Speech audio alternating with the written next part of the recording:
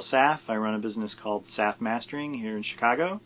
I've been doing mastering on and off for the past 8 years, since about 2000, and I've been full-time doing mastering for the past 18 months. The business started out as a part-time venture that I did in my spare time and has evolved into a full-time business, and I'm now happy to say I'm booking several weeks in advance. So the business has really taken off in the last couple of years, and I'm excited to be doing the work. This is my tape machine. It's a refurbished MCI JH110C.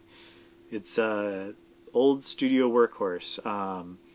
You can still get these machines reasonably affordable. They're reasonably affordable. They almost always need to be refurbished. And there's a great place called Amp Services in Florida that did mine. And I was lucky I got one of the last ones he had. He got 10 or 12 of them in, and they went really fast, but I got the last one on his lot.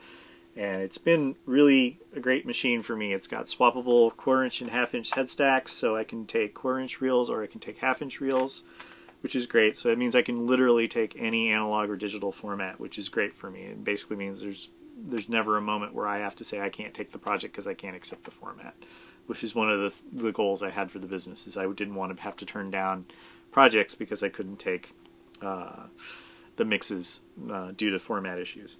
So. But it's been a great machine. It's had a little bit of tweaking from Greg Norman at Electrical Audio, who's been nice enough to be temp tech for me on occasion, and he does great work. And yeah, not much to say about it other than it's a great sounding, simple machine that has allowed me to work with some really great analog masters over the years. I have not seen a dramatic drop off in the percentage of projects that I get on tape. Every business is different, but I still get about 10% of my projects. Maybe 5 to 10% of my projects involve tape.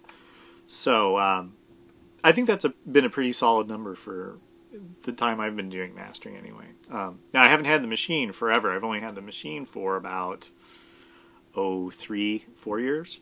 So before that, I was basically out of luck if somebody had something on a reel.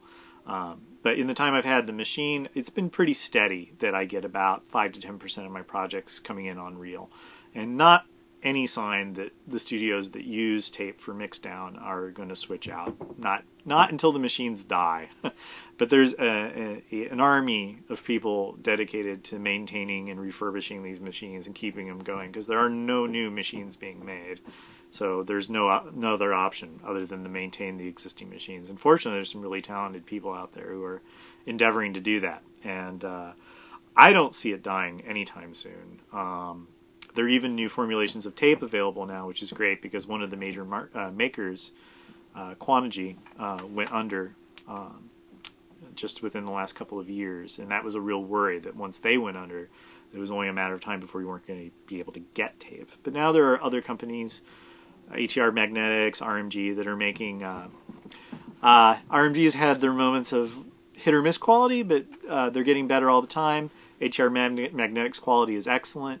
So you can still get quality tape. They're still making it, and it doesn't really look like people are going to stop mixing a tape anytime soon. If they like doing it, they're probably going to keep doing it. I had the pleasure in the last...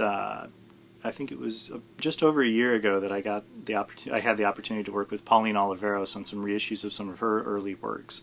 And that was a really remarkable experience, working with archival recordings on analog tape.